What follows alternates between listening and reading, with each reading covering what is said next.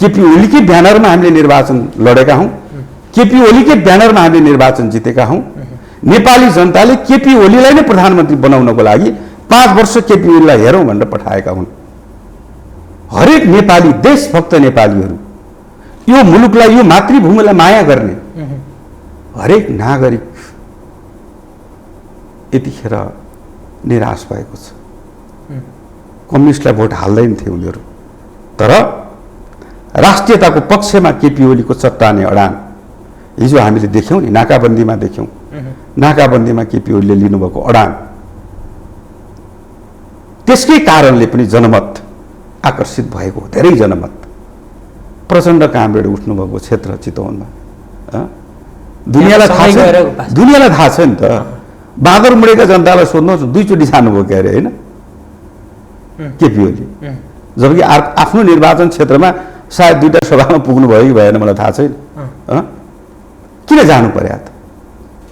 उहाँ पनि 2 चोटि प्रधानमन्त्री भइसक्या, त्यत्रो जनयुद्ध हाँकेर आएको सर्वोच्च कमान्डर, उहाँ उठेको क्षेत्रमा केपी ओली गइदिनु पर्ने त होइन होला नि त। पूर्व माओवादीको जनमत 40% होइन नि त। अहिले हेर्दा नि थाहा हुन्छ नि, स्थानीय तहको निर्वाचन, सङ्घ प्रदेशको निर्वाचनको नतिजा हेर्ने हो भने होइन नि त। त्यो कुरा पनि केपी ओलीले मान्दिनु भएको। हिजो कमरेड प्रचण्ड माओवादीको चाहिँ सर्वोच्च कमान्डर हुनुहुन्थ्यो। कहीँ पनि माओवादीले प्राप्त गरेको सफलता असफलता युद्धमा, जनयुद्धमा, त्यसको क्रेडिट त जान्थ्यो होला नि त प्रचण्ड कामरेड कहाँ। लड्न त अरू लडे नि त। 15-16 हजार मान्छे मरे, कति अपाङ्ग छन्, कति घाइते छन्, कति बेपत्ता छन्, लड्न त तिनले लडे होला नि त। नाम किन प्रचण्डको आउँछ? लोकतान्त्रिक विधिबाट अध्यक्ष भएको अध्यक्षलाई हट भन्ने, अनि त्यो ठाउँमा को जाने रे भन्दाखेरिमा त्यही महाधिवेशनमा प्रतिनिधिहरू पराजित गरेको मान्छे चाहिँ जाने। अल्पमत बहुमतको आधारमा निर्णय गर्ने हो भने त त्यो एकीकरण प्रक्रिया स्वतः समाप्त हुन्छ, त्यो भङ्ग हुन्छ।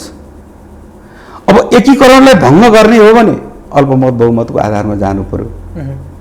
कार्यकारी हुनबाट उहाँलाई कसले रोक्यो? रोकेको छ भने भन्नु पर्यो, कसले रोक्यो? कार्यकारी अध्यक्षले गर्ने कुरा होइन। महाधिवेशनको तयारी गर्ने काम, बैठक राख्न सक्नुहुन्न उहाँले, पार्टीको बैठक। त्यो त के हो भन्दा, मैले फेरि पनि भन्छु, बैठक राख्नको लागि पनि त 2टा अध्यक्षको बिचमा सहमतिको विकल्पै छैन त। जुन दिन 2टा अध्यक्षको बिचमा सहमति हुँदैन, एकता प्रक्रिया त्यही दिन समाप्त हुन्छ। लेखेर राख्नुहोस्। नमस्कार, सुन नेपाल अनलाइन टिभी हेरेर बस्नुभएको सम्पूर्ण दर्शक महानुभावहरू हार्दिक स्वागत छ। म महेश पौडेल। मुलुक यति बेला कोरोना महामारीसँगै बाढी र पहिरोले मुलुकका जनता पीडित बनेका छन्।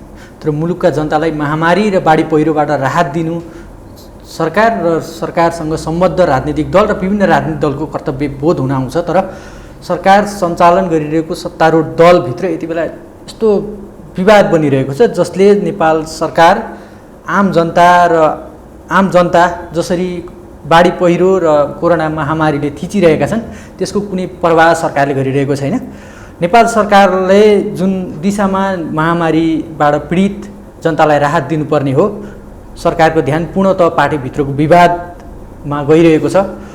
साउन 13 गतेभन्दा अगाडि बसिरहेको स्थायी कमिटी बैठक, नेपाल कम्युनिस्ट पार्टीको विवाद मिलाउन बसिरहेको बैठक त्यस यता अनिश्चितकालीनका लागि स्थगित भएको र भावी छिट्टै नै त्यो बैठक बस्ने सम्भावना पनि देखिँदैन। र अन्ततगत अहिले नेपाल कम्युनिस्ट पार्टीका शीर्ष नेताहरूको एउटा छलफलको वातावरणसम्म बन्न सकिरहेको छैन। यो अवस्थामा नेपाल कम्युनिस्ट पार्टीमा देखिरहेको विवादले सरकारलाई असर गरिरहेको छ र त्यसको सिङ्गो र त्यसको सोझो असर आम नेपाली जनताले भोगिरहेका छन्। आम नेपाली जनताहरू बाढी पहिरो र कोरोनाले मर्माहत बनिरहेको बेलामा नेपाल कम्युनिस्ट पार्टीको विवाद किन र सरकार किन यतातिर भन्ने विषयमा रहेर कुराकानी गर्न गइरहेका छौँ। आज हामीसँग नेपाल कम्युनिस्ट पार्टीका नेता तथा सांसद भूमि त्रिपाठी हुनुहुन्छ। सर्वप्रथम भूमि त्रिपाठी सुन नेपालमा हार्दिक स्वागत छ। धन्यवाद महेशजी। जस्तो अब मैले अघि पनि भने, जनताहरू कोरोना र बाढी पहिरोले, यो बर्खा मासमा बाढी पहिरोले आक्रान्त बनिरहेका छन्। सत्तारूढ दल र त्यो सत्तारूढ दल चलाइरहेको सरकार चाहिँ यति बेला एउटा विवादमा फसिरहेको छ। यो विवाद चाहिँ नेपाल कम्युनिस्ट पार्टीभित्रको विवाद चाहिँ पद, कार्यनीति के को विवाद हो खासमा चाहिँ? यो यो विवाद सबैलाई थाहा छ, यो कुनै लुकाउनु पर्ने कुरा छैन। यो लगभग यो कृत्रिम विवाद जस्तो पनि देखिन्छ र मूलत यो पदीय भागभण्डाको सत्ताको लोभ मोहका कारण नै यो विवाद सिर्जना भएको हो।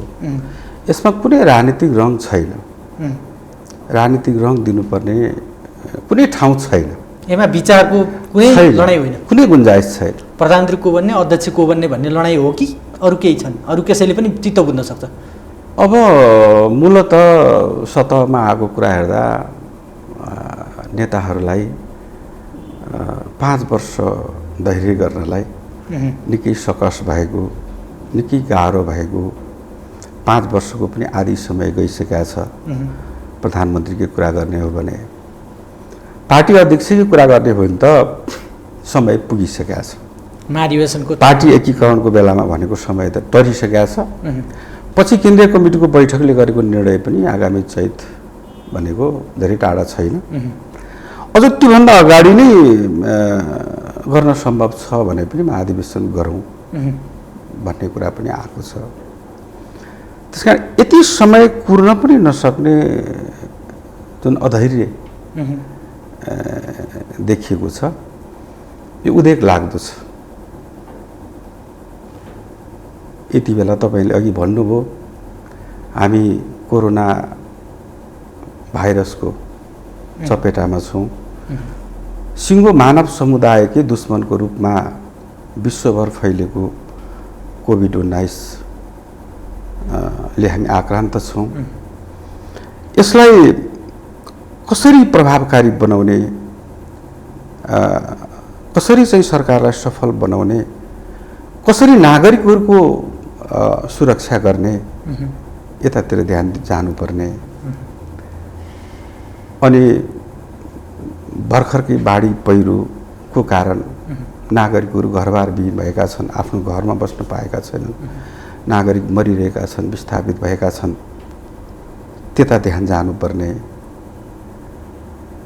र युद्ध भइरहेको अवस्थामा त, सशस्त्र युद्ध भइरहेको अवस्थामा त युद्ध विराम गर्नुपर्ने समय हो होइन दुनियाँमा हामीले हेर्दा। तर हामी कहाँ यो काहीँ नभएको जात्रा हाँडी गाउँमा भने जस्तो यतातिर ध्यान छैन। तर तपाईँले त्यो यो पदको मात्रै विवाद हो भनेर भन्दै गर्दा अर्का अध्यक्ष पुष्पकमल दाहाल यो पदको कुनै लडाइँ होइन, हाम्रो कहाँ वैचारिक बहस छ।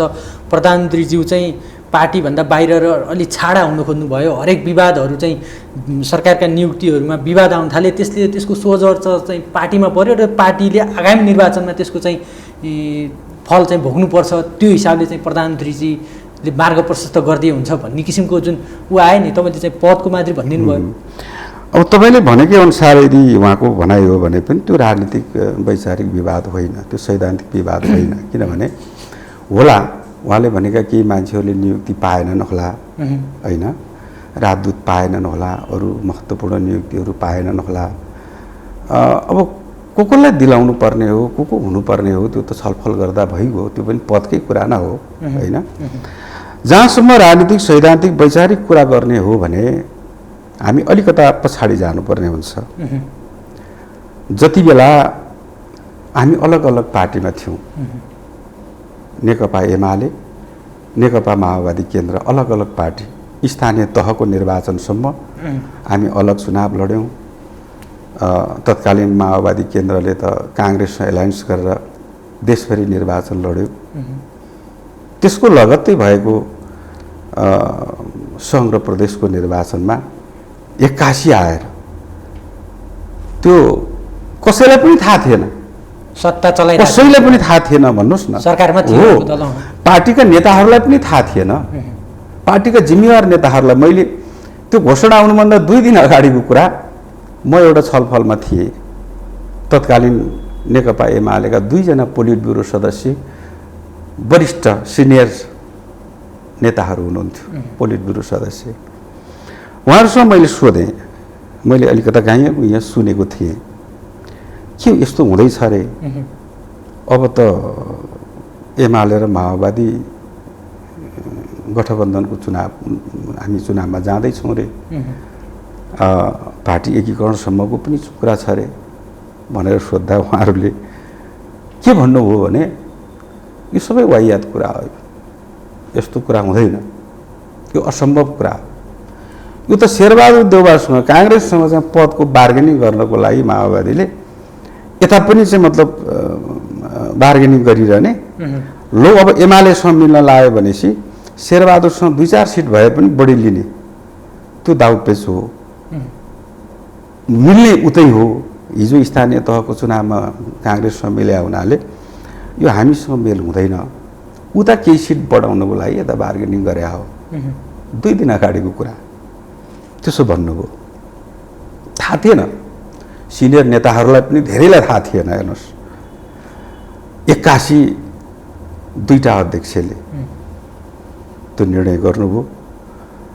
उहाँहरूले गरेको निर्णय पार्टीले पछि अनुमोदन गर्यो र देशभरि कम्युनिस्टलाई माया गर्ने मतदाताहरूमा खुसियाली छायो र उहाँहरूले त्यो निर्णय गरिरहँदाखेरि 2टा पार्टी अलग पृष्ठभूमिबाट अलग धारबाट आएका पार्टी,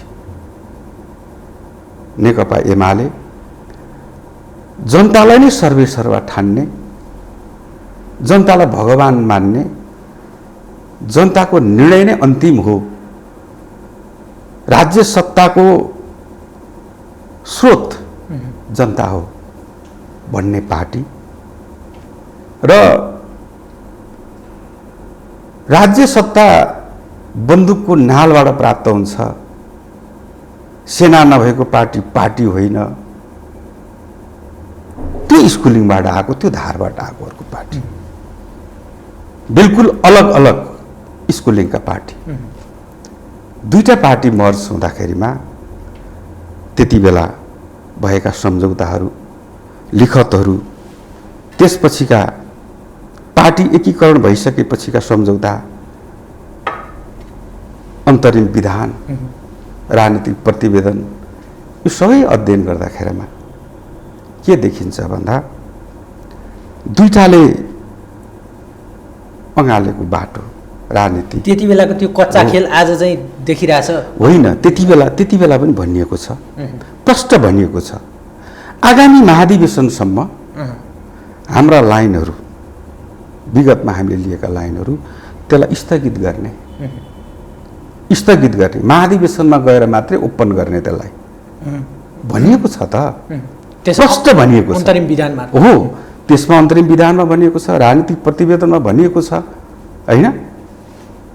अब माओवादीले पछिल्लो चरणमा आएर 21औं शताब्दीमा जनवाद भनेको थियो, एमालेको छँदै थियो, जननेता मदन भण्डारीको अगुवाईमा आएको जनताको बहुदलीय जनवाद होइन, छँदै थियो। यो 2टै चिजलाई स्टप गर्ने र त्यो बहसलाई चाहिँ महाधिवेशनमा गएर मात्रै ओपन गर्ने भनेकै छ त, त्यो त बाँकी नै छ, त्यसको बहस छलफल गर्ने समय आउँदैछ। त्यो बाहेकका कुराहरू भनेका, अरू कुरा भनेका लेनदेनका कुरा, पदका कुरा, कार्यशैलीका कुरा होइन। मैले अघि भने नि, अलग पृष्ठभूमिबाट आएको, अलग स्कुलिङको भएपछि कार्यशैलीमा पनि फरक हुने नै भयो होइन। 2टा अध्यक्षमा त्यति बेला हस्ताक्षर गर्ने 2टा अध्यक्ष होइन, हस्ताक्षर गर्दा 2टै अध्यक्षलाई के कुरा थाहा छ भने पूर्व एमाले भित्र पनि 2टा गुट थियो, एउटा निर्वाचित अध्यक्ष केपी ओलीले नेतृत्व गर्नुभएको समूह, जसलाई हामी महाधिवेशनले अनुमोदन गरेर अध्यक्ष हुनुभयो उहाँ, र उहाँको विरुद्धमा उम्मेदवारी दिने माधव नेपाल, उहाँको पनि देशभरिको कार्यकर्ताको एउटा पङ्क्ति थियो, महाधिवेशन प्रतिस्पर्धा गर्दैमा देखियो होइन। त्यो कुरा, त्यसको हेक्का केपी ओलीलाई थिएन होला र प्रचण्डलाई थिएन होला र, थियो नि। त्यति बेला उहाँहरू मिल्दाखेरि माधव उहाँहरूले बाइपासै गरेर जानुभयो। बाइपास भन्दा पनि त्यतिखेर 2टा अध्यक्षले जे निर्णय गर्नुभयो त्यसलाई सबैले माने, सबै नेता कसैको पनि अब्जेक्सन भएन, कहीँ पनि देखिएन। अनि प्रचण्ड कमरेडलाई अर्को पार्टीबाट आएको 40% चाहिँ हामीलाई चाहिन्छ। तपाईँहरू एक हुनुभयो भने, पूर्व एमालेहरू एक भयो भने म त फेरि अन्यायमा पर्छु होइन। त्यस कारण 40% भयो भने म अलग्गै जान पनि बाटो खुला हुन्छ होइन। संविधानले दिएको त्यो बाटो खुला हुन्छ मलाई भनेर 40% उहाँले माग्नुभयो। 40% जब जनमत 40% होइन, पूर्व माओवादीको जनमत 40% होइन नि त। अहिले हेर्दा नि थाहा हुन्छ नि, स्थानीय तहको निर्वाचन, सङ्घ र प्रदेशको निर्वाचनको नतिजा हेर्ने हो भने होइन नि त। त्यो कुरा पनि केपी ओलीले मान्दिनु भएको। र त्यति बेला दुईटा अध्यक्षको बिचमा सहमति हुँदाखेरिमा त्यो कमरेड प्रचण्डकै सजिलोको लागि, किनभने उहाँको आशंकालाई दूर गर्नको लागि होइन। किनभने अल्पमत बहुमतको आधारमा निर्णय गर्ने हो भने त पूर्व माओवादी त सधैँ अल्पमतमा हुन्छ नि त। पूर्व एमाले एक ठाउँमा उभिने बित्तिकै अल्पमतमा भइहाल्छ। त्यसकारण बहुमत अल्पमतको आधारमा होइन, सहमतिका आधारमा दुईटा अध्यक्षले हस्ताक्षर गरेपछि मात्रै त्यो निर्णय लागू हुने, त्यसले वैधानिकता पाउने होइन। बैठकका एजेन्डाहरू पनि दुईटा अध्यक्षले तय गर्ने र आगामी महाधिवेशनसम्म मात्रै होइन, आगामी महाधिवेशन पनि सहमतिको महाधिवेशन हुने भनेर लेखिएको छ नि त। तर त्यो हतार चाहिँ किन? त्यो सरकार 2.5 वर्ष झन्डै 3 वर्षको सेरोफेरोमा हिँड्दैछ, सरकार पनि प्रधानज्यू पनि हिँड्दै हुन्छ, पार्टी एकताको महाधिवेशन पनि गत केन्द्रीय समिति बैठकबाट चैत्रमा गर्ने भन्ने एउटा निर्णय गरिसकेको थियो केन्द्रीय समितिको बैठकले। त्यसपछि त्यो हतार चाहिँ किन? म आउँदैछु, त्यही त म आउँदैछु त्यहाँ। त्यो कुरा प्रष्ट छ, त्यो घाम जतिकै छर्लङ्ग छ, सबैलाई थाहा छ। अहिले पनि ती अक्षरहरू अहिले पनि हेर्ने हो भने त्यति बेला लेखिएका अक्षरहरू मसी सुकिया छैन होला अझै पनि। त्यो कमरेड प्रचण्डको सजिलोको लागि, किन भन्दा उहाँको आशंकालाई दूर गर्नको लागि म कर्नरमा पारिन्छु कि मलाई अन्याय हुन्छ कि पूर्व माओवादीहरू अन्यायमा पर्छन् कि भन्ने कुरालाई दूर गर्नको लागि सहमतिमा चल्ने, सहमतिमा जाने भन्ने कुरा लेखिएको कुरा हो। अब अल्पमत बहुमतको आधारमा निर्णय गर्ने हो भने त त्यो एकीकरण प्रक्रिया स्वतः समाप्त हुन्छ, त्यो भङ्ग हुन्छ।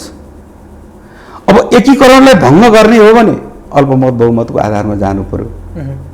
केवल केपी ओलीको विरुद्धको मोर्चाबन्दीको मात्रै कुरा गरिरहेको छैन म, यही कुरा प्रचण्डको हकमा पनि लागू हुन्छ कि हुँदैन त भोलि? केपी र माधव नेपाल हिजो प्रतिस्पर्धा गरेका, सँगै वर्षौँसम्म मतलब एउटै कमिटीमा बसेर आउनुभएका नेताहरू ल हामी चाहिँ अब एक ठाउँमा उभियौँ भनेर चाहिँ प्रचण्डको विरुद्ध लाग्नु हो भने के हुन्छ? तर आज त माधव नेपालज्यूले साथ छोड्नुभयो केपी ओलीको। त्यो स्थिति आयो भने चाहिँ के हुन्छ त?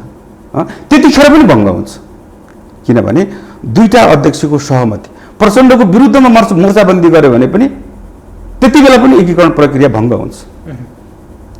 त्यसकारण यो एकीकरणलाई सार्थक निष्कर्षमा पुर्याउनका लागि नेपाली जनताले जुन खालको विश्वास गरे, हामीले हिजो भन्यौँ नि त, हिजो जनताको अगाडि गएर भन्यौँ हामीले समृद्ध नेपाल, सुखी नेपाली निर्माण गर्ने सपना विगतमा देखायौँ, हरेक निर्वाचनमा देखायौँ। तर कहिले पनि हामीले बहुमतको, कम्युनिस्ट पार्टीको बहुमतको सरकार चलाउने अवसर पाएनौँ। त्यसकारण यसपटक हामीलाई दिनुहोस्, हामीलाई बहुमत दिनुहोस्, हामीले देखाएको सपना हामी पुरा गर्छौँ भनेर हामीले कबुल गऱ्यौँ। हामीले घोषणापत्रमा लेख्यौँ, जनताले हामीलाई विश्वास गरे, अनुमोदन गरे, हाम्रो घोषणापत्रलाई अनुमोदन गरे, हाम्रो गठबन्धनलाई, चुनावी गठबन्धनलाई अनुमोदन गरेर तिमीहरू अब एक हुनुपर्छ भने त्यो जनताको आदेश हो, त्यो अनुसार नेताहरूले गर्नु पनि भयो। त्यति मात्रै होइन, हामीले केपी ओलीको ब्यानरमा निर्वाचन लड्यौँ। अहिले कतिपयलाई होइन भन्ने पनि लाग्छ, होइन भन्ने तर्क पनि गर्नुहुन्छ, मलाई हाँसो उठ्छ।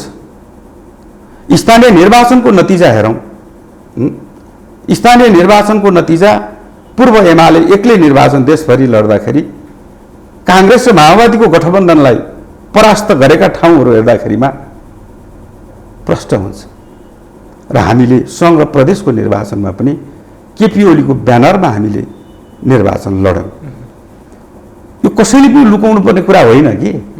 म अहिले यसो हेर्छु, कहिलेकाहीँ युट्युबतिर आउँछ, कहिलेकाहीँ अनलाइनतिर पनि हेर्छु, कहाँ हो त्यो? अनि तिनै नेताहरू मैले देखेको छु निर्वाचनको बेलामा। म पनि निर्वाचनमा उम्मेदवार भइरहेको थिएँ, मलाई पनि लागेको थियो एकपटक केपी ओलीलाई लगेर मेरो निर्वाचन क्षेत्रमा यसो देखाउन उभ्याउन पाए 2-4 हजार भोट बढ्थ्यो। मैले पनि भने। अनि उहाँले मलाई भन्नुभयो, निर्वाचन जित्नै समस्या छ र भूमिलाई भन्नुभयो, जित्नै त समस्या छैन। म जाँदाखेरि 2-4 हजार भोट बढ्दाखेरिमा धेरै भोटले जित्ने कुरा होला। यद्यपि अहिले पनि म मतान्तरको हिसाबले देशभरिमा तेस्रो मतान्तरमा जितेको हो। मतान्तर मात्रै मेरो 28,000 छ। अनि त्यस्तो ठाउँमा म जाने होइन जहाँ म जाँदाखेरिमा निर्वाचन जित्न अप्ठ्यारो भइरहेको, गाह्रो भइरहेको, कि मत पुग्दैन कि भनेको ठाउँमा जाँदाखेरिमा निर्वाचन जित्ने कन्फर्म हुन्छ भने त्यस्तो ठाउँमा जाने हो भन्नुहुन्थ्यो। र धेरै यी साथीहरू, मैले अहिले यसो अनुहार हेर्छु, ती साथीहरू त्यतिखेर लाइन लागेर मेरो निर्वाचन क्षेत्रमा ट्रेक दिनु पर्यो, तब मात्रै सुनिश्चित हुन्छ मेरो जित भनेर उम्मेदवारहरू बसिरहेको मैले भेटेको छु। म आफैले त्यति मात्रै होइन, स्वयं प्रचण्ड कामरेड उठ्नुभएको क्षेत्र चितवनमा दुनियाँलाई थाहा छ नि त। बाँदरमुडेका जनतालाई सोध्नुहोस्, 2 चोटि जानुभयो के अरे, होइन केपी ओली, जबकि आफ्नो निर्वाचन क्षेत्रमा सायद 2टा सभामा पुग्नु भयो कि भएन मलाई थाहा छैन। किन जानु पर्यो त? उहाँ पनि 2 चोटि प्रधानमन्त्री भइसक्या, त्यत्रो जनयुद्ध हाँकेर आएको सर्वोच्च कमान्डर, उहाँ उठेको क्षेत्रमा केपी ओली गइदिनु पर्ने त होइन होला नि त। त्यो गुण चाहिँ प्रचण्डले किन यति छिटै म आउँदैछु। त्यसकारण यस्तो कुरा यति छिटै बिर्सन हुँदैन। हामीले केपी ओलीकै ब्यानरमा हामीले निर्वाचन लडेका हौँ, केपी ओलीकै ब्यानरमा हामीले निर्वाचन जितेका हौँ। नेपाली जनताले केपी ओलीलाई नै प्रधानमन्त्री बनाउनको लागि 5 वर्ष केपी ओलीलाई हेरौँ भनेर पठाएका हुन्। त्यस मानेमा नेकपालाई भोट हालेका, नेकपा एमाले र माओवादी केन्द्र अलग अलग थियो होइन, त्यस मानेमा भोट हालेका हुन्। र यति बेला लाग्छ यो हेर्दाखेरिमा अहिलेको जुन कुरा उहाँहरूले अहिले छोड, भरे छोड, प्रधानमन्त्री पनि छोड, अध्यक्ष पनि छोड भन्ने को होलो, त्यो सुन्दाखेरिमा कम्युनिस्टलाई हिजो हामीलाई भोट हाल्ने मतदाता मात्रै होइन, उनीहरू त रोएका छन्। हरेक नेपाली, देशभक्त नेपालीहरू, यो मुलुकलाई, यो मातृभूमिलाई माया गर्ने हरेक नागरिक यतिखेर निराश भएको छ। कम्युनिस्टलाई भोट हाल्दैन थिए उनीहरू, तर राष्ट्रियताको पक्षमा केपी ओलीको चट्टाने अडान हिजो हामीले देख्यौँ नि, नाकाबन्दीमा देख्यौँ। नाकाबन्दीमा केपी ओलीले लिनुभएको अडान, त्यसकै कारणले पनि जनमत आकर्षित भएको, धेरै जनमत। पछिल्लो अवधिमा भन्ने हो भने त हामीले देख्यौँ, अब यो नेताहरूको कुरा सुन्दाखेरि हाँसो पनि लाग्छ। हो, पार्टी सचिवालयले निर्णय गर्यो, राम्रो कुरा हो होइन। सचिवालयले निर्णय गरेको कुरा, केपी ओली प्रधानमन्त्री हुनुहुन्थ्यो, उहाँले प्रस्तुत गर्नुभयो। उहाँले आफ्नो पार्टीको तर्फबाट मात्रै होइन, सिङ्गो मुलुकलाई एक ढिक्का बनाएर, एक ढिक्का बनाएर होइन, एक ढिक्का बनाएर सबै राजनीतिक दललाई कन्फिडेन्समा लिएर नक्सा सार्वजनिक गर्नु। तर त्यो कुरामा प्रचण्डज्यूले चाहिँ, प्रधानमन्त्री ओलीले चाहिँ हरेक कुरा मैले नै गरे हो भन्ने खालको वान साइडेड क्रेडिट लिनु खोज्नुभयो, सर्वे देखाउनु भयो भन्ने खालको आरोप पनि लगाउनु भएको छ। उहाँलाई त्यस्तो लाग्यो, तर मैले गएर भन्नुभयो नि उहाँले, उहाँलाई त्यस्तो लाग्यो, तर कहीँ पनि मिडियाका साथीहरूले हेर्नु भएको छ होला, मैले पनि हेरेको छु, कहीँ पनि केपी ओलीले यो मैले मात्रै गरेको कहीँ पनि भन्नुभएको छैन, कहीँ पनि भन्नुभएको छैन। स्वभावैले कार्यकारी प्रमुखका हैसियतले प्रधानमन्त्रीले त्यसको लिड गर्ने कुरा त हुँदै हो त, होइन र? हिजो कमरेड प्रचण्ड माओवादीको चाहिँ सर्वोच्च कमान्डर हुनुहुन्थ्यो, कहीँ पनि माओवादीले प्राप्त गरेको सफलता असफलता युद्धमा जनयुद्धमा त्यसको क्रेडिट त जान्थ्यो होला नि त प्रचण्ड कहाँबाट कहाँ लड्न त अरू लडे नि त 15-16 हजार मान्छे मरे कति अपाङ्ग छन् कति घाइते छन् कति बेपत्ता छन् लड्न त तिनले लडे होला नि त नाम किन प्रचण्डको आउँछ त्यो त स्वाभाविक के हो त अहिले यति बेला कमान्ड यो मुलुकको कमान्ड केपी ओलीले सम्हाल्नु भएको छ अनि किन त नक्सा सार्वजनिक गरे बापत अनि भारतीय मिडियाहरू हामीले हेरेका छौँ नि त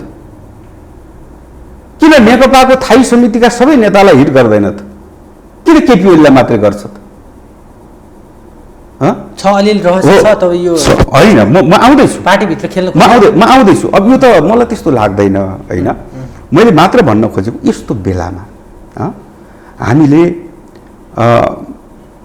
छिमेकीले जुन खालको व्यवहार गरिरहेको छ मैले अघि भने यत्रो महामारी छ अनि यत्रो चाहिँ मतलब बाढी पहिरोको छ यो बेलामा हामी हाम्रो पार्टी एक ढिक्का हुने कुरा मात्रै होइन सिङ्गो मुलुकलाई एक ढिक्का बनाएर यो विपदको सामना गर्नुपर्ने बेलामा त्यतातिर ध्यानै नदिकन सारा दुनियाँलाई रुवाएर मैले अघि भने नेकपालाई माया गर्ने मतदाता मात्रै होइन यो देशलाई माया गर्ने हरेक देशभक्त नागरिकसम्मलाई रुवाएर जुन खालको हरकत भइरहेको छ जुन खालको नाटक मञ्चन भइरहेको छ यसले अस्थिरता मन पराउने धमिलो पानीमा माछा मार्न पल्केकाहरूलाई खुसी लागेको होला कोही पनि नेपाली नागरिक खुसी छैन कोही पनि खुसी छैन तर प्रधानजीले नि अझ तपाईँहरू फर्स्ट अध्यक्ष भन्नुहुन्छ पार्टीभित्र उहाँले पनि एकलौटी ढङ्गले पार्टीको स्थायी कमिटी बैठक चाहिँ भङ्ग गरिदिने बैठकै नबस्ने बैठकै नचाहने त्यसो चाहिँ किन गरे फर्स्ट अध्यक्षले त्यो त पार्टी बैठकबाट अघि सुरु नै भने नि त मैले पार्टीको बैठक तोक्ने कुरा पार्टीका बैठकका एजेन्डाहरू तय गर्ने कुरा दुईटा अध्यक्षको सहमति नभए कसरी हुन सक्छ दुईटा अध्यक्षको सहमतिमा मात्रै बैठक बस्नु सक्छ बैठक बोलाउनु उहाँको चाहना थियो तर बिस्तारै कुरा हुँदै जाँदा उहाँको अल्पमत देखियो बैठक बस्नुपर्ने बैठकको ठाउँ एउटा तोकिएको छ बैठकको ठाउँ एउटा तोकिएको छ होइन अन्त बैठक भएको कुराहरू तपाईँहरूको सञ्चार माध्यमले पनि भने नि त जम्सीखेलको अँगेनोमा भयो अरे खुमलटारमा भयो अरे कहाँ कुन होटलमा भयो अरे त्यो गुटबन्दी होइन बैठकमा आएर आफ्नो कुराहरू राख्ने हो नि त बैठकको एजेन्डा तय गर्ने हो नि त सचिवालयले तय गरेका एजेन्डामा छलफल हुने हो नि त थाई कमिटीमा होइन र सचिवालयले एउटा एजेन्डा तय गरेको छ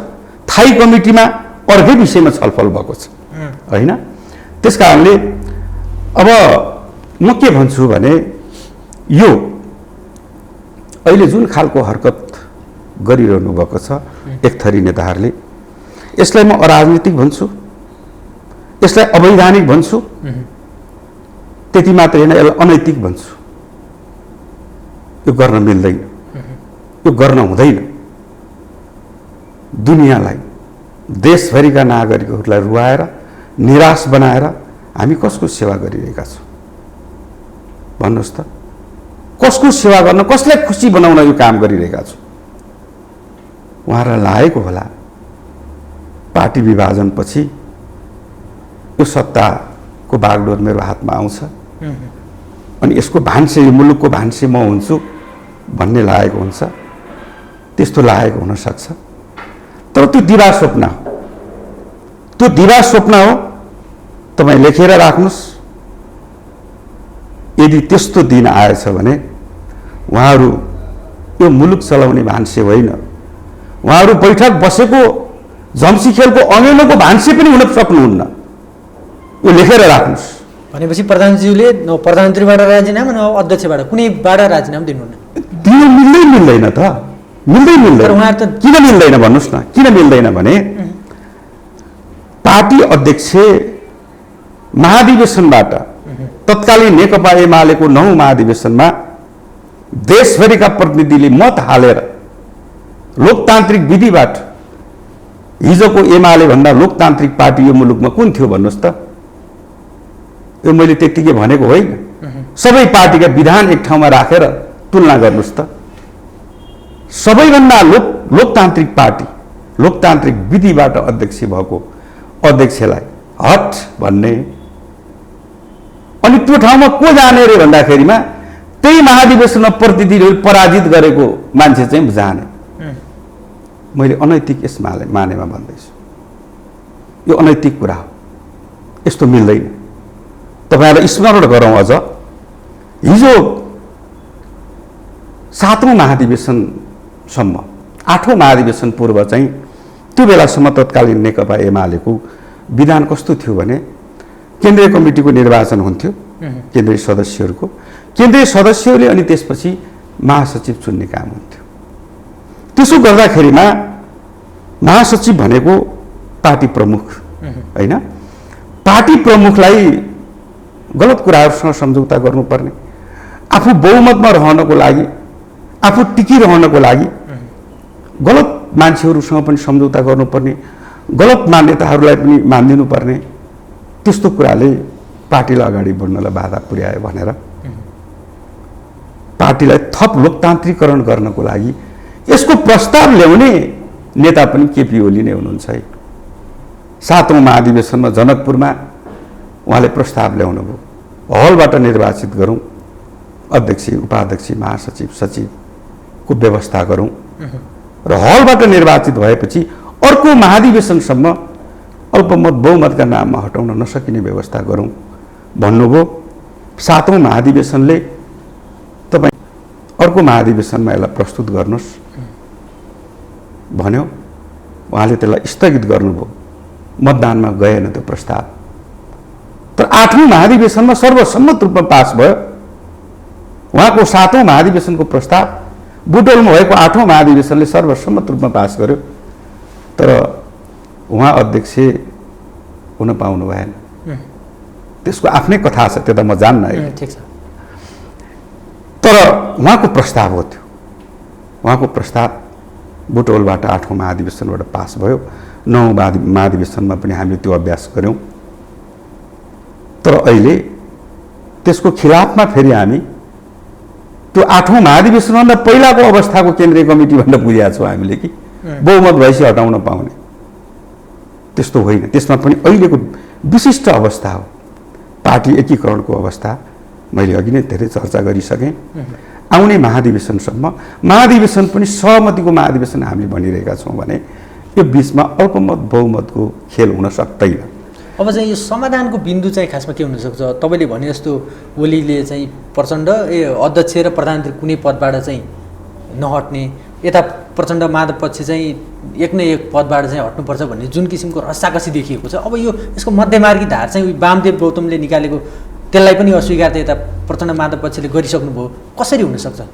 अब अस्वीकार गर्ने हो भने के गर्न खोज्या त उहाँहरूले? गर्दा भयो नि त। उहाँले त केपी शर्मा ओलीले पार्टी फुटाउन खोज्दैछ, एजेन्डा सेट गरिरहेछ भन्दै हुन्छ। केपी ओलीले किन पार्टी फुटाउने? जो यो देशको प्रधानमन्त्री हुनुहुन्छ, जनताले सबैभन्दा विश्वास गरेर सबभन्दा मन पराएर, यो दुनियाँलाई थाहा छ नि त। हाम्रो पार्टीभन्दा बाहिरका मान्छेलाई नेपाली काङ्ग्रेस अरू पार्टीलाई सोधौँ न, केपी ओलीका नाममा आएको बहुमत भनेर कसले भन्दैन? हरेक मतदातालाई गएर सोध्नुहोस् न, हामीले केपी ओलीलाई हेरेर भोट हालेको भन्ने मतदाताको सङ्ख्या कति छ? त्यसकारण उहाँ प्रधानमन्त्री हुनुहुन्छ। तत्कालीन नेकपा एमालेको 9औं महाधिवेशनबाट देशभरिका प्रतिनिधिले मत हालेर, मतपत्रमा मत हालेर आफै घोषणा गरेर म अध्यक्ष भए भनेर भने भए होइन नि त। अनि उहाँले किन फुटाउनु पर्यो पार्टी? उहाँले किन चाहियो पार्टी? पहिलोचोटिको अध्यादेश र पछिल्लो यो नेपाल कम्युनिस्ट पार्टी एमालेको त्यो पुनर्निर्वाचन आयोगमा दर्ताको उसलाई चाहिँ केपीओलीले नै गरायो यो पार्टी। त्यो अर्कै अध्यादेशको अध्याय समाप्त भइसकेको छ, त्यो हामीले बुझि पनि सकेका छौँ। अलिअलि धम्काउनु पनि होला। अब होइन, त्यो त थाहा भयो नि त। पछि अर्को पार्टीबाट आउनको लागि हामीलाई सजिलो बनाइदिनुहोस् भनेर उहाँहरूको अनुरोधमा, होइन, तीर त आफ्नै पार्टी थियो होला, त्यस्तो देखाए होइन? त्यो देखियो नि। पछि उहाँहरूले छिटो छिटो रातारात चाहिँ पार्टी एकीकरण गर्नुभयो, होइन? त्यसबाट पनि देखियो। त्यसपछि उहाँले पार्टीले भन्यो फिर्ता लिनुभयो, फिर्ता लिनुहोस् भनेर फिर्ता लिनुभयो। जहाँसम्म अब निर्वाचन आयोगमा दर्ता गरेको कुरा गर्ने हो भने त गरे होलान्। हिजोको एमालेलाई मन पराइरहने एमाले नै ठिक थियो भन्ने मान्छेहरूले गरे होलान्। हिजोको माओवादी नै ठिक थियो भन्नेले नि गरेका छ नि, छैन र? त्यो गर्ने स्वतन्त्रता हामीले दिएका छौँ। माओवादीको नाममा पनि दर्ता भएको छ, एमालेको नाममा पनि भएको छ, होइन? अर्को पार्टी किन चाहियो र केपी ओलीलाई, होइन? केपी ओली त यही पार्टीको पहिलो अध्यक्ष उहाँ अहिलेसम्म हुनुहुन्छ, अनि निर्वाचित प्रधानमन्त्री हुनुहुन्छ। अनि हामी अचम्म लाग्छ कि हामी यो संविधान मान्ने, विधि मान्ने, विधान मान्ने, होइन, यो सिस्टम मान्ने पार्टी, होइन त? यो देशमा प्रधानमन्त्री कसरी हुन्छ भन्ने कुरा पनि त्यो हेक्का नराखेर संविधानले प्रधानमन्त्री हुनको लागि के व्यवस्था गरेको छ त्यति त ख्याल हुनुपर्ने नि। पार्टीले निर्णय गरेर यो मान्छे हाम्रो प्रधानमन्त्री भनेर पठाउने कुरा हो र? होइन नि, होइन। हामीले 70 नै देख्यौँ नि त। 70 को निर्वाचनपछि त्यो त्यति बेला पार्टी अध्यक्ष झलनाथ खनाल हुनुहुन्थ्यो। पार्टी अध्यक्षमा पराजित भएर आउनु भएको थियो बुटोल 8औं महाधिवेशनबाट केपी ओली, होइन त?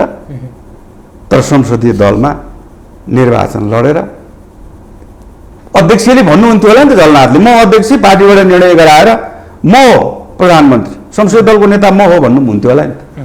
त्यो मिल्ने कुरा हो र? होइन नि।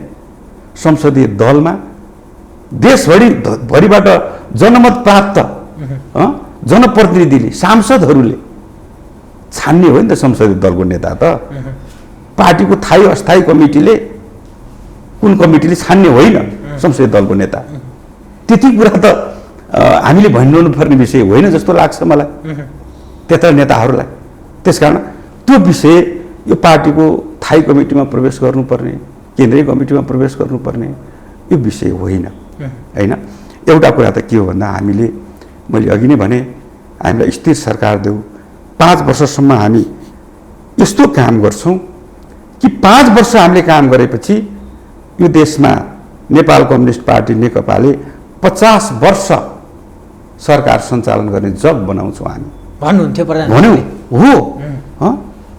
अनि त्यो जग बस्न लाग्यो भनेर आत्तिको कि के भएर, के अपराध त केपी ओलीको, के अपराध? प्रधानमन्त्रीबाट हट्नुपर्ने, पार्टी अध्यक्षबाट हट्नुपर्ने, 1 2 3 4 के अपराध गर्नुभयो? नेपाली जनताका मूर्छित सपनाहरूलाई उजागर गर्नुभयो। सबैको मनमा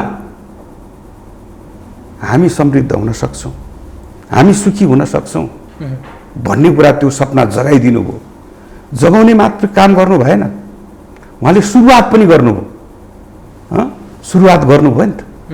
तपाईँ हेर्नुहोस् त, अन्तर्राष्ट्रिय सम्बन्धको बारेमा कुरा गर्नुहोस्, छिमेकीहरूसँगको कुरा गर्नुहोस्, देशभित्रको राष्ट्रिय गौरवको आयोजना सुरु गरेका कामहरू त्यो लाग्छ।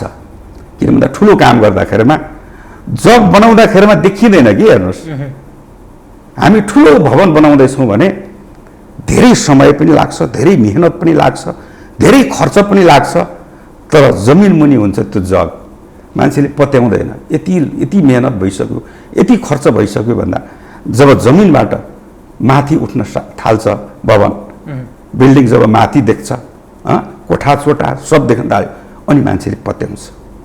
हो, त्यो जग बनाउने काममा भएको मेहनत हामी हेरौँ त।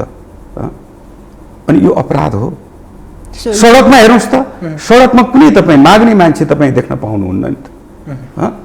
हरेक बच्चा विद्यालय जान नपाउने एकजना पनि बालबच्चा हुनु हुँदैन भनेर अभियान सुरु गर्नुभयो, आफैले सुरु गर्नुभयो। हामी सबैलाई त्यो अभियानमा लाग्नको लागि आह्वान गर्नुभयो, हामी सबै लाग्यौँ। त्यति मात्रै होइन, अहिले यो बिचमा भएका कुरा, तपाईँ 3 तहको सरकार छ, स्थानीय, प्रदेश र सङ्घ। इतिहासमै नभएको काम भएको छैन। तपाईँ जानुहोस् त गाउँ गाउँमा, इतिहासमा अहिलेसम्म नभएका कामहरू भएका छन्। यो बिचमा कयौं भ्रष्टाचारहरू, कयौं अनियमितताहरूका खबरहरू पनि पढ्नु भएकै होला। खबर त आछ, तर के भन्दाखेरिमा खबरले मात्रै हुँदैन। खबर त हामी हेर्छौँ नि त, खबर त विभिन्न खालको आउँछ। तर सत्यता हो भने त्यसलाई छानबिन गर्ने, दण्डित गर्नु पर्ने भए दण्डित गर्ने, त्यो त कानुन छ नि हाम्रो, छैन र? छ नि। तर के हो भन्दाखेरिमा यति बेला कसैलाई मर्का परेको छ भने त्यो बिचौलियाहरूलाई, दलालहरूलाई तिनलाई निषेध गर्नुभयो। हो हामीले देखेका छौँ, छटपटिएका छन्, पानीबाट निकालेको माछा जस्तो भएका छन्। त्यो कुराले आघात पुगेको छ कसैलाई भने मेरो भन्नु केही छैन। यो अपराध हो त।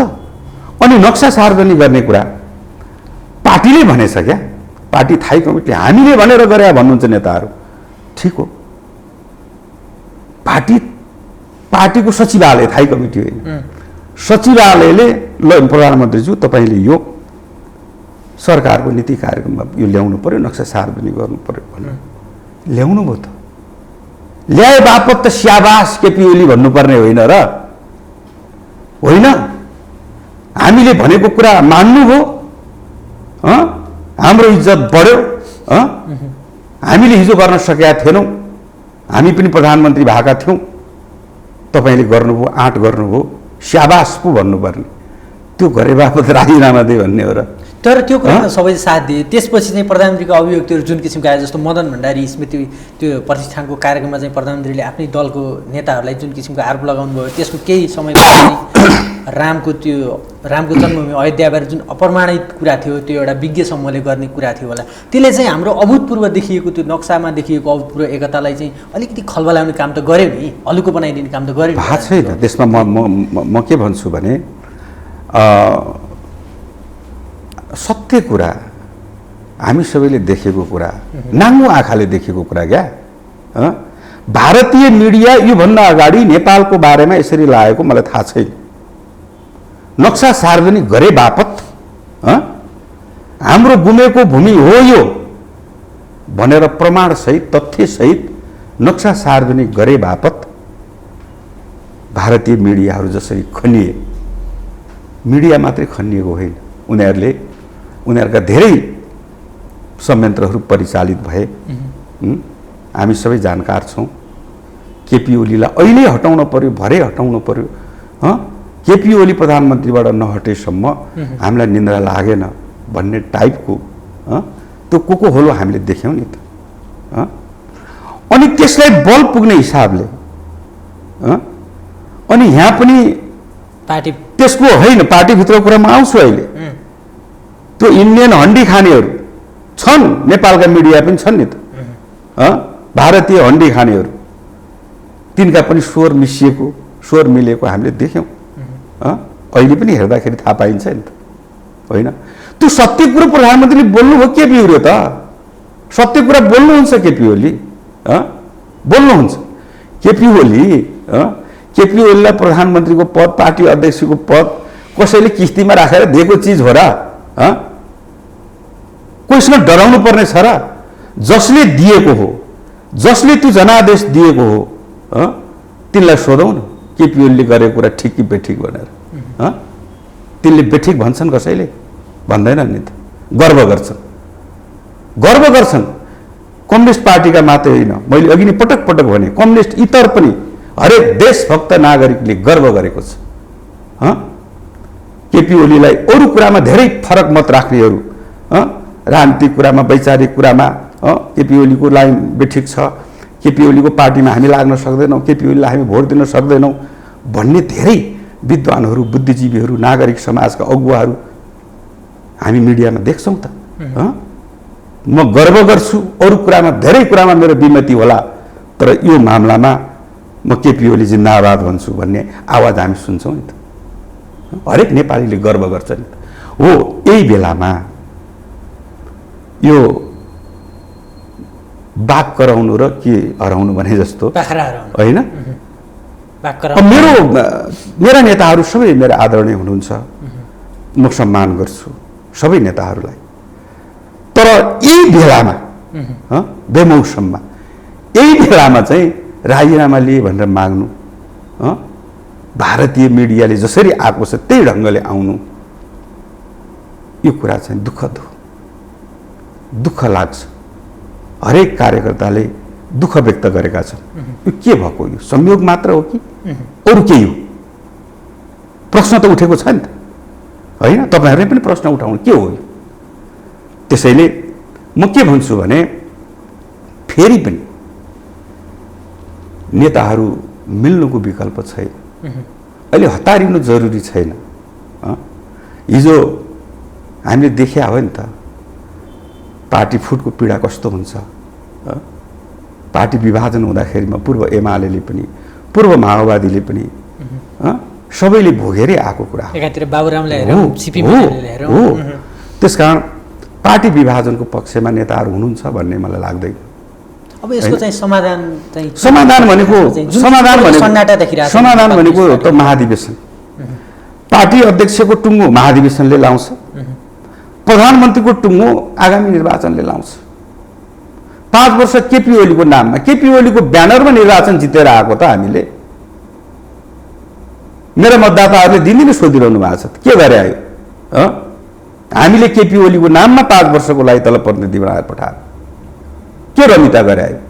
मलाई जस्तै सबैले सोधेका छन्, भन्नु नभन्नु बेग्लै कुरा, हरेक मतदाताले प्रश्न गरेका छन् जनप्रतिनिधिलाई। त्यसैले 5 वर्ष पुग्नलाई आधी समय गइसकेका छ। त्यसपछि कला प्रधानमन्त्री हुन मन लागे, कसको ब्यानरमा जाने हो अनि तय गरौँला नि त, त्यतिखेर गरौँला। पार्टी महाधिवेशनले कसलाई अध्यक्ष बनाउँछ, महाधिवेशन त पर्खिनु पर्यो नि त।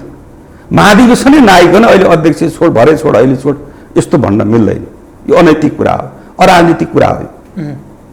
अहिले चाहिँ जुन किसिमको सन्नाटा नेपाल कम्युनिस्ट पार्टीभित्र देखिरहेछ नि, अहिले त लगभग 2 अध्यक्ष बीच, तपाईँ यो पार्टीमा त 3-3जना पूर्व प्रधानमन्त्री, 4-4जना पूर्व प्रधानमन्त्री भएको पार्टी, त्यो एउटा नेतृत्वबीच जुन किसिमको वैमनस्यता जस्तो अलिक टाढा टाढा भएको जस्तो देखिन्छ नि। यो सन्नाटामा नेपाल कम्युनिस्ट पार्टीभित्र के पाक्दैछ? सकारात्मकतातिर जाँदैछ कि नकारात्मकता फुटतिरै जाँदैछ? खासमा के छ? यो त यो कोरोना भाइरसको प्रभाव होला।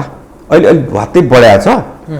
अस्ति त अब हाम्रो कार्यकारी अध्यक्ष प्रचण्डले भन्नु पनि भएको छ होइन, म चाहिँ अब सेल्फ क्वारेन्टाइनमा बस्छु होइन, म चाहिँ अब सम्पर्क सम्बन्धमा जाँदिनँ। यो कारणले पनि, सुरक्षाको कारणले होइन, उहाँको त्यो सुरक्षा टिमलाई पनि देखियो, त्यो कारणले पनि होला।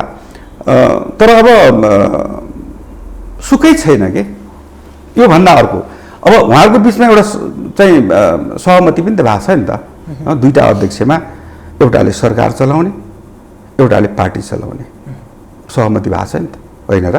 सरकार चलाउने कुरामा पनि अर्को अध्यक्षको सहयोग लिने, उहाँको सल्लाहमा सुझावमा गर्ने, पार्टी चलाउने अध्यक्षले पनि सरकार चलाउने अध्यक्षको सहयोग लिने, यही नै हो विधि। कहिलेसम्म औपचारिक रूपमा कहिलेसम्म टुङ्गिन सक्छ नेपाल कम्युनिस्ट पार्टीको यो विवाद छ नि? टुङ्गिन्छ यो अब पाक्नलाई अब केही समय लागेको होला, कटमेरो भएको छ, पाक्छ, नपाकी सुखै छैन। लेनदेन कसरी हुन्छ? अब फेरि त्यो चिचिल्लो हुन सक्दैन क्या। लेनदेन कसरी हुन्छ? अब लेनदेन भन्ने कुरा त्यो चाहिँ अहिले यो लेनदेनको कुरा हुँदैन। लेनदेनको कुरा किन हुँदैन भने मैले भने नि अघि, यो विधिको कुरा, प्रक्रियाको कुरा, विधिको कुरा, प्रक्रियाको कुरा होइन, विधानको कुरा, राजनीतिको कुरा, यो सबै टुङ्गो लाउने थलो। पार्टीको टुङ्गो लाउने महाधिवेशन, सरकारको टुङ्गो लाउने निर्वाचन, यो बिचमा कसरी चलाउने भन्ने विषयमा तपाईँले भन्नुभयो ठिक हो। यो बिचमा चलाउने कुरामा मेरा मान्छेलाई 1-2जना मन्त्री बनाइदिए हुन्थ्यो, मेरा 1-2जना मान्छेलाई जिएम बनाइदिए हुन्थ्यो, 1-2जना मान्छेलाई राजदूत बनाइदिए हुन्थ्यो भन्ने कुरा त बसेर त्यो त मिलाउँदा भइगयो हुन्थ्यो। नेताहरूको बिचमा त्यस्तो कुराले चित्त दुख्या छ कहीँ कतै भने मेरा मान्छे परेनन्, मेरा मान्छे पनि 1-2जना राख्दै हुन्थ्यो बेलामा भन्ने लाग्यो भए त्यो त बसेर गर्दा भइगयो नि, त्यो ठुलो कुरा होइन। मान्छे अब तपाईँ यति बेला चाहिँ कोरोनाको महामारी आम देशभरि छ, आम देशभरिका जनताहरू योबाट चाहिँ पीडित बनेका छन्। तपाईँ एउटा जनप्रतिनिधिको नाताले तपाईँको एउटा निर्वाचन क्षेत्र, तपाईँको जिल्लामा पनि आम जनताहरू एकदमै यो कोरोना भाइरसको र बाढी पहिरोबाट एकदम पीडित बनेको छ।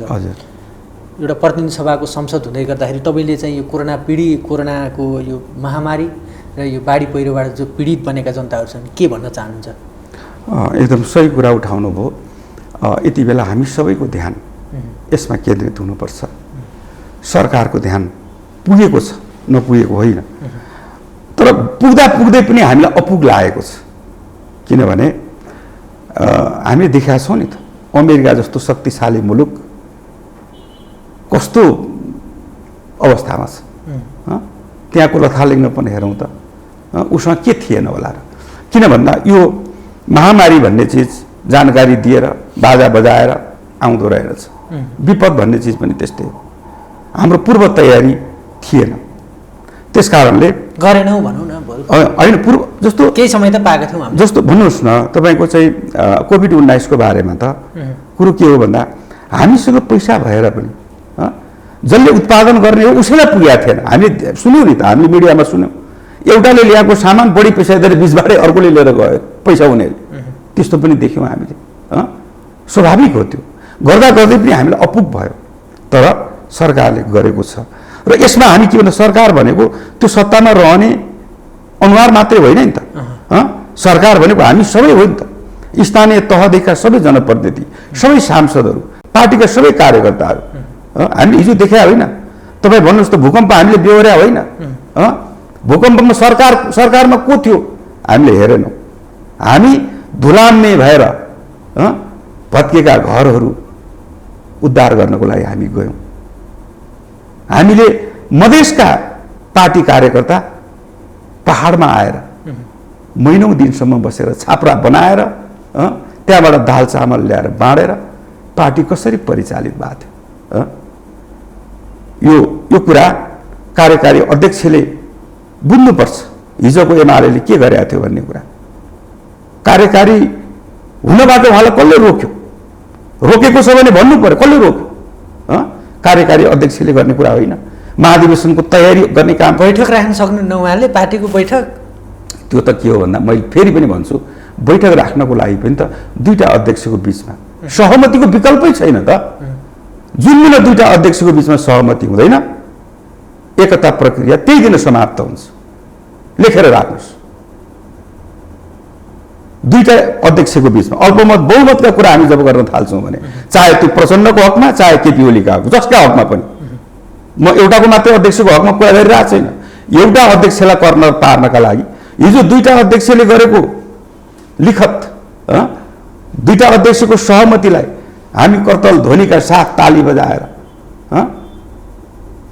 समर्थन गर्ने, अनि आज अल्पमत बहुमतको खेल खेल्ने, यो अनैतिक काम होइन, यो अराजनीतिक काम होइन, यो अवैधानिक काम होइन। त्यसैले म के भन्छु भने, यो यति बेला तपाईँ सोध्दै हुनुहुन्थ्यो एउटा जनप्रतिनिधिको नाताले, हो यो बिचमा धेरै क्षति देशभरि भएको छ। मेरो निर्वाचन क्षेत्रमा पनि